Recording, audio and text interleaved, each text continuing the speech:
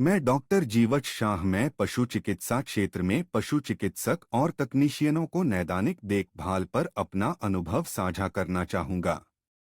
यह अनुभव 34 साल पहले का है, जब मैंने एक जूनियर पशु चिकित्सा तकनीशियन के रूप में काम किया करता था, जो वर्तमान स्थिति और अतीत के बीच अंतर को उजागर करता है।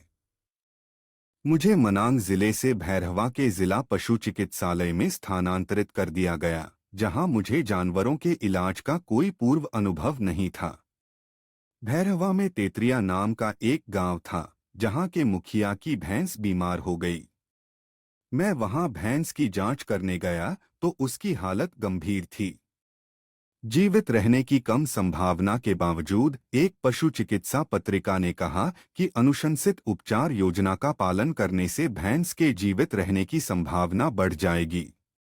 भैंस के इलाज के बदले में जब मैंने अपनी फीस और दवा के लिए पैसे का इस्तेमाल किया, तो उसने मेरी मां और बहनों का अपमान करना शुरू कर दिया और मेरे कार्यालय में आकर मुझे नुकसान पहुंचाने की धमकी दी।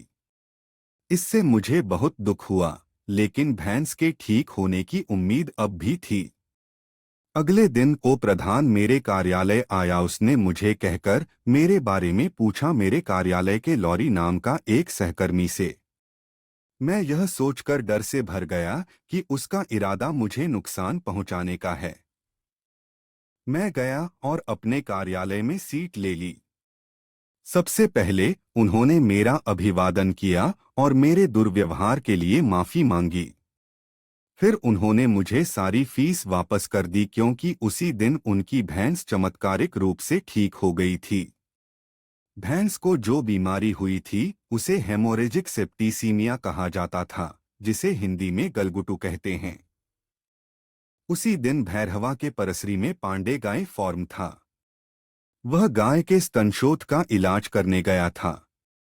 उसका इलाज करने के बाद जब उसने अपनी फीस मांगी तो उसने मुझे भी अपमानित किया। उस क्षण मुझे लगा कि मैं अपने अगले जीवन में कभी भी पशु चिकित्सा में काम नहीं कर पाऊंगा। हालांकि बाद में पांडे ने मेरे कार्यालय आए, मुझसे माफी मांगी और मेरे सारे पैसे वापस कर दिए। दोनों मामले आश्चर्यजनक रूप से सफल रहे, जो वास्तव में चमत्कारी था। इस घटना से पहले मैंने पशु चिकित्सा का व्यापक अध्ययन किया था और कई नैदानिक पुस्तकें पढ़ी थीं। इसके बाद पशु चिकित्सा विभाग में मैंने अपना करियर बनाया। आज मैं एक योग्य पशु चिकित्सक, 45 पशु चिकित्सा पुस्तकों के लेखक। इसके अलावा मेरे करियर की शुरुआत कनिष्ठ पशु चिकित्सा तकनीशियन के साथ हुई थी। तब से मैंने कभी पीछे मुड़कर नहीं देखा। आज मैं सफलतापूर्वक पशु चिकित्सा अभ्यास में लगा हुआ हूं और मेरे पास 2 पशु चिकित्सालय हैं, एक चितवन, भरतपुर में और एक काठमांडू में। मेरा छोटा बेटा डॉ प्रभाकर और मेरी बहू डॉ ज्योति काठमांडू शाखा में पशु चिकित्सा विशेषज्ञ हैं। मुझे आपके विचार सुनकर अच्छा लगेगा। कृपया अपनी टिप्पणियां साझा करें।